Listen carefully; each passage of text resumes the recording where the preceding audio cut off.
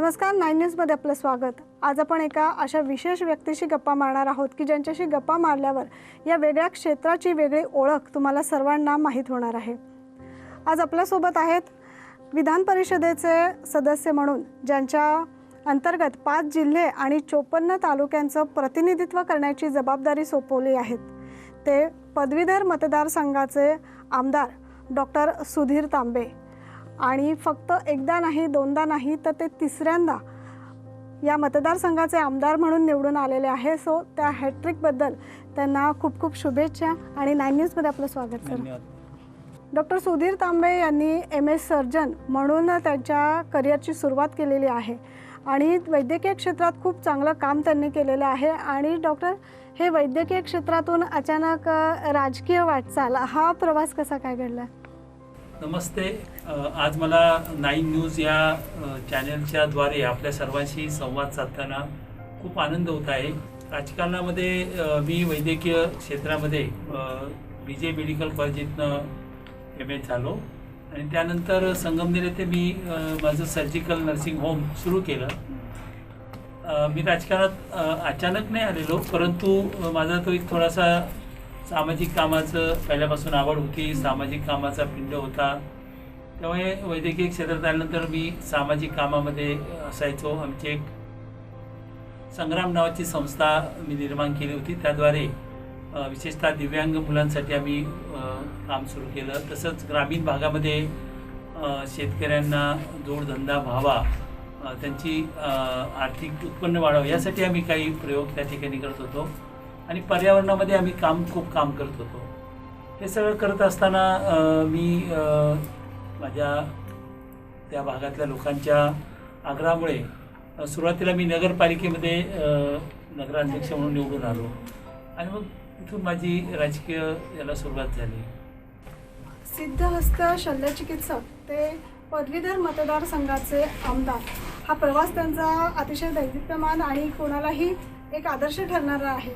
परंतु या आमदारकीच्या दरम्यान किंवा या क्षेत्रामध्ये नक्की कशा प्रकारचं काम चालतं हे जाणून घ्यायला नक्कीच आवडेल दर्शकांना। विधिमंडळाचा सदस्य म्हणजे आमदार म्हणून काम करत असताना आपण तिथे 2 मुख्य कामं असतात सर्वच आमदारांना। एक तर म्हणजे कायदे तयार करणं, म्हणून त्याला विधिमंडळ म्हणतो आपण, लॉ मेकर्स असं इंग्रजीमध्ये म्हणतात। आणि दुसरं असतं की राज्याचं जे बजेट असतं, राज्याचं जे अंदाजपत्रक असतं, त्या बजेटला मान्यता देणं, त्या खर्चाचा चर्चा होऊन त्याला मान्यता देणं, ही प्रामुख्याने 2 कामं ही कुठल्याही आमदारांची असतात। आता पदवीधर मतदारसंघामध्ये मी म्हटलं की हा एवढा व्यापक मतदारसंघ असताना स्थानिक प्रश्न तेथील स्थानिक प्रतिनिधी मांडत असतात।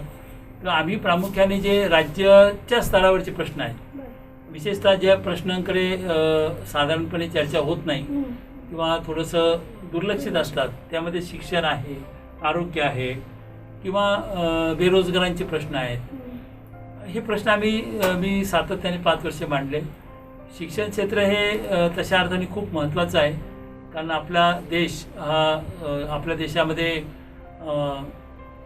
खनिज तेलं असतील किंवा असे बाकीचे रिसोर्सेस कमी आहेत, परंतु आपल्याकडे बुद्धिमान असा युवक हा खूप मोठ्या संख्येने आहे। त्यामुळे ज्ञानाच्या क्षेत्रावर आपण लक्ष केंद्रित केलं पाहिजे असं मला नेहमीच वाटत आलेलं आहे।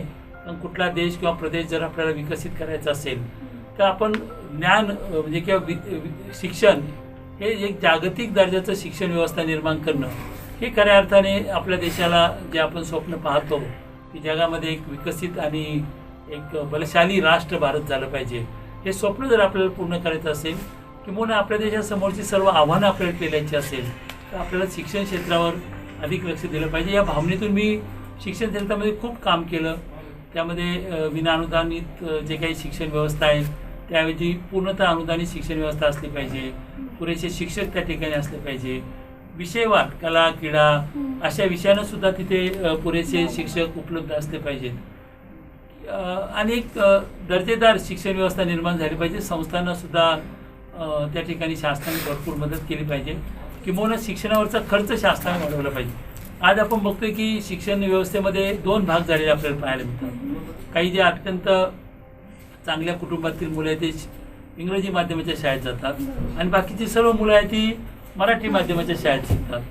आणि मग तिकडे लक्ष देणे ही शासनाची जबाबदारी. आता आपण शिक्षण हक्क कायदा केलेला आहे, त्यामुळे शिक्षण देणं विशेषतः आमची अशी अपेक्षा आहे की कमीत कमी 12वीपर्यंत शिक्षण सर्वांना सरसकट मोफत देणे ही शासनाची जबाबदारी. आणि मग त्या दृष्टिकोनातून शासनाने तिथे सर्व पुरेशा सुविधा दिल्या पाहिजे. चांगली उत्तम संगणक लॅब पाहिजे, उत्तम विज्ञानाची लॅब पाहिजे, खेळाच्या सुविधा पाहिजे, चांगलं उत्तम वाचनालय असलं पाहिजे आणि एक ज्याला आपण म्हणतो की जागतिक दर्जाची शिक्षण व्यवस्था आपण त्या ठिकाणी निर्माण केली पाहिजे. त्यासाठी मी सातत्याने प्रयत्न केले.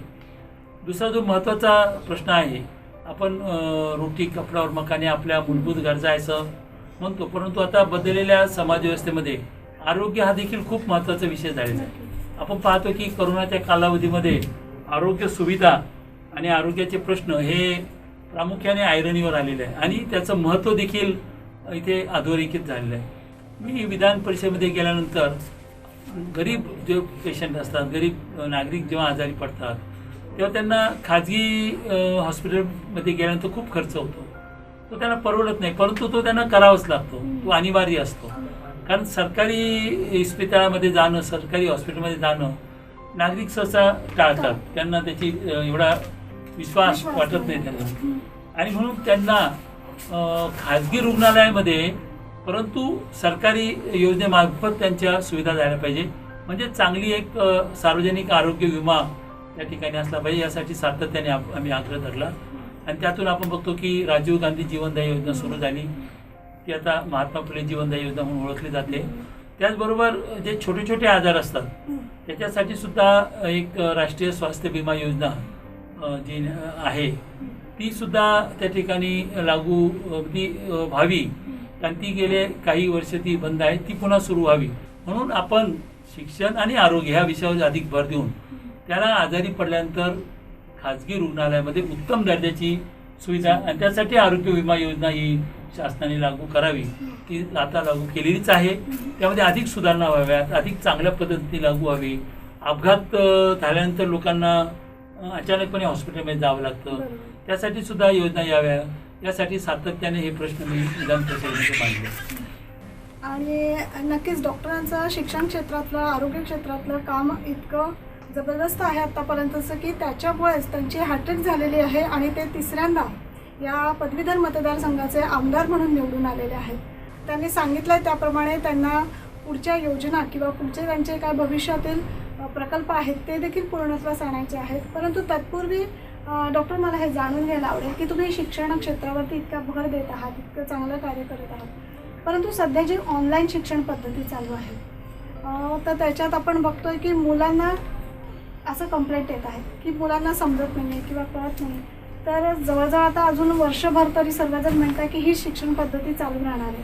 तर तुमचं काय याबाबत मत आहे किंवा कशा पद्धतीने आता हा प्रॉब्लेम सॉल्व्ह करता येईल, काय वाटतं? आपण खरोखर अत्यंत जिव्हाळ्याचा प्रश्न या ठिकाणी विचारलेला. आपण जे म्हणला ते खरं आहे की ऑनलाईन शिक्षणासाठी एकतर ही सर्व पद्धती अवलंबण्यासाठी जी एक तयारी लागते, त्या तयारीमध्ये शिक्षकांचं प्रशिक्षण असेल, मुलांनाही त्या सगळ्या गोष्टींची सवय होणे असणं किंवा तशा पद्धतीचं इन्फ्रास्ट्रक्चर. म्हणजे अनेक ठिकाणी मोबाईलला रेंज नसते आणि मोबाईलसुद्धा उपलब्ध नसतात. कधी कधी घरात एकच मोबाईल असतो, ते पालक मोबाईल वापरतात, ते बाहेर गेले की मुलाला मोबाईल उपलब्ध नसतो आणि तो त्या पद्धतीचा मोबाईल पाहिजे, परत तो चांगल्या पद्धतीचा मोबाईल पाहिजे.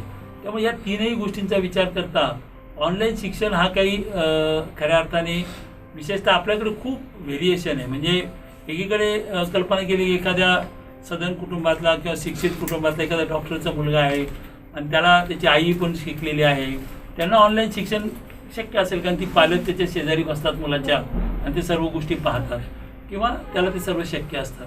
परंतु कल्पना करा की नाशिकसारख्या एखादा आदिवासी पाड्यावरचा मुलगा आहे किंवा एखादा ग्रामीण भागातला मुलगा आहे, तर त्याला हे सर्व मुलगा किंवा मुलगी त्यांना हे शक्य होत नाही. आणि असा एक पाहणी आता एवढ्यात जी करण्यात आली, त्या पाहणीचा असा निष्कर्ष आहे की जवळजवळ 22 लाख मुलं ही शिक्षण व्यवस्थेच्या बाहेर फेकली गेलेली आहेत. आता उद्या ते कुठेतरी शेतावर काम करतायत, कुठेतरी रोजीरोटीसाठी काम करतायत, आर्थिक संकट एक पर्यावरणावर आले आहे. पुन्हा त्यांना शाळेमध्ये जावंसं वाटेल का?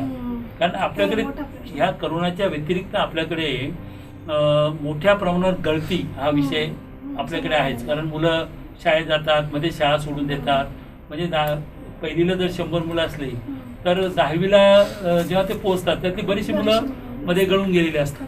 तेव्हा ही गळतीचंही प्रमाण वाढणार. तेव्हा हे खूप मोठं आव्हान आहे आणि ते आव्हान एक समाज म्हणून केवळ सरकार म्हणूनही आपल्याला ते पेलावं लागेल. आता लवकरात लवकर शाळा सुरू होणं हा त्यावरचा उपाय आहे.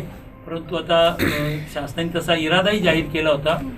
परंतु टास्क फोर्स म्हणजे या कोरोनाच्या बाबतीत निर्णय घेणारी जी समिती आहे त्यांनी त्याला विरोध दर्शवला. कारण ही 3री लाट जी येईल अशी एक मनामध्ये भीती आहे.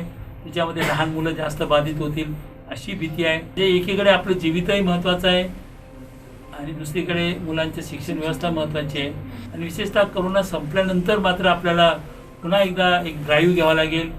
त्या जी मुलं शाळेच्या बाहेर पडलेली आहेत त्यांना शोधावं लागेल, त्यांना पुन्हा शिक्षण व्यवस्थेत आणावं लागेल आणि त्यांना विशेष कोचिंग देऊन मध्ये भरलेली जी काही गॅप आहे तो भरून काढावा लागेल.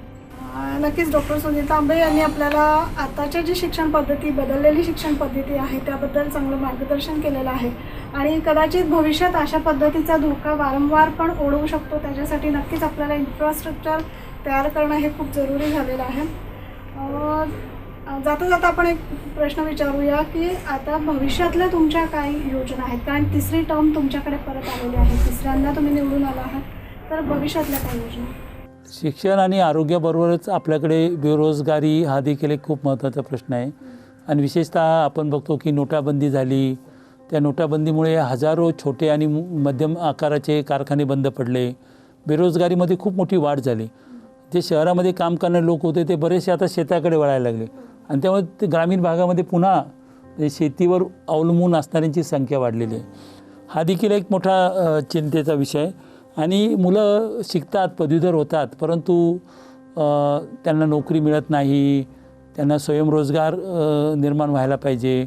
या सगळ्या पार्श्वभूमीवर आपलं जे आता आव्हान आपल्यासमोर येतं या बेरोजगारीसाठी, म्हणजे मी यापूर्वीसुद्धा विधान परिषदेमध्ये सातत्याने मांडलं की आपली जी मुलं पदवीधर होतात किंवा त्यांना स्वयंरोजगार असेल किंवा त्यांना विविध क्षेत्रामध्ये केवळ सरकारीच नाही तर खाजगी क्षेत्रातही खूप नोकरीच्या संधी असतात, त्या कशा त्यांना उपलब्ध करून देता येतील यासाठी बेरोजगारांसाठी एक स्वतंत्र अशा प्रकारची व्यवस्था आपण निर्माण करणं गरजेचं आहे. आता स्किल डेव्हलपमेंट प्रोग्राम शासनाने सुरू केला आहे, परंतु तो पुरेसा नाही आहे. तेव्हा आपल्याला एक बेरोजगार किंवा बेकारी हटवणं हा एक स्वतंत्र, मी महामंडळ हा शब्द नाही वापरत कारण अनेक महामंडळ आता आपण निर्माण करतो, परंतु एक व्यवस्था निर्माण व्हायला पाहिजे की जेणेकरून कॉलेजपासूनच या मुलांना आपल्याला रोजगार निर्मितीसाठी मदत करणं, स्वयंरोजगारासाठी त्यांना प्रशिक्षण देणं. केवळ स्वयंरोजगारासाठी प्रशिक्षण देऊन चालणार नाही, तर त्यानंतर काय बऱ्याच वेळेस काय होतं की त्यांना वर्किंग कॅपिटल नसतं, पुरेसं भांडवल नसतं आणि तो जोही माल उत्पादन करतात त्याची एक शासनातर्फे जर काही साखळी निर्माण झाली तर त्यांना मार्केटिंगसाठी मदत करणं. तेव्हा बेरोजगार व्यक्तींसाठी खऱ्या अर्थाने आम्ही अनेक वेळेस विधान परिषदेमध्ये हा विषय मांडला. आता जे पदवीधर कॉन्ट्रॅक्ट बेसिसवर काम करत होते त्यांच्यासाठी ज्या समितीमध्ये मी काम केलं तर हे सर्व अंशकालीन पदवीधर जी तरुण होते त्यांना पुन्हा शासकीय नोकरी त्यांना द्यावी, किमान आता कॉन्ट्रॅक्ट बेसिसवर द्यावी. त्यासाठी त्यांच्या वयाची अटसुद्धा आपण कमी केली, ती वाढवली म्हणजे. आणि अशा रीतीने बेकार तरुण किंवा बेरोजगार तरुण आहे त्यांना शासनामार्फत, विशेषतः ज्यांच्या घरामध्ये काही अन्य सुविधा नसेल तर त्यांना शासनाने अशा पद्धतीचं, जोपर्यंत त्यांना चांगली नोकरी लागत नाही तोपर्यंत त्यांना एक तर नोकरी तरी द्यावी, पार्ट टाईम द्यावी किंवा त्याला कुठेतरी त्याचं ट्रेनिंग होईल, त्याला स्वतःच्या पायावर उभं राहता येईल अशी व्यवस्था करणं हे गरजेचं आहे. किंवा मग त्याला जसं काही राज्यांमध्ये बेकार भत्ता दिला जातो तो जर त्यांना देता आला. नक्कीच आमदार डॉक्टर सुधीर तांबे यांनी जसं सांगितलं आहे की आरोग्य, शिक्षण आणि त्यासोबतच बेरोजगारीवरती पण काम करणं खूप महत्त्वाचं आहे आणि बेरोजगारी हटवण्यासाठी काय विशेष प्रयत्न केले जातील ते सुद्धा त्यांनी आपल्यासमोर विशद केले आहेत. तर त्यांच्या भविष्यातील या योजनांना नक्कीच यश मिळो या शुभेच्छा देत आज इथेच थांबूया. आमदार डॉक्टर सुधीर तांबे, आपले खूप खूप धन्यवाद. 9 न्यूजचे खऱ्या अर्थाने म्हणजे आपण खूप चांगल्या पद्धतीने या चॅनलच्या माध्यमातून जे काही घडामोडी असतात त्या सर्व ताज्या घडामोडी जनतेपर्यंत पोचवत असतात. हे काम करत असताना आपण सामाजिक क्षेत्रामध्ये सुद्धा अनेक महत्त्वपूर्ण उपक्रम या ठिकाणी राबवत असतात. विशेषतः गोदा सन्मान हा जो एक फार महत्त्वाचा उपक्रम आपण राबवतात की ज्या वेगवेगळ्या क्षेत्रामध्ये अनेक लोक खूप असामान्य काम करतात प्रामाणिकपणाने काम करतात. आणि मग त्यांची कर्तबगारी, त्यांचं असलेलं समाजनिष्ठा ही सुद्धा लोकांपर्यंत आणणं हे खूप महत्त्वाचं असतं. त्यातून अशा व्यक्तींबद्दल लोकांच्या मनामध्ये आदर निर्माण होतो आणि विशेषतः तरुण लोकांना त्यापासून प्रोत्साहन मिळते. असा एक अत्यंत सामाजिकदृष्ट्या उपयुक्त असलेला उपक्रम उदा सन्मान हा देखील 9 न्यूजतर्फे आपण त्या ठिकाणी यशस्वीरित्या पार पडत असतात. तेव्हा मला 9 न्यूजच्या या सगळ्या उपक्रमांबद्दल विशेष आपलं अभिनंदन या ठिकाणी करायचं आहे. पुन्हा एकदा आपण मला जनतेशी संपर्क साधण्याची संधी दिली त्याबद्दल आपल्या सर्वांचे मनापासून 9 न्यूजचे मनापासून अभिनंदन. आभार. धन्यवाद.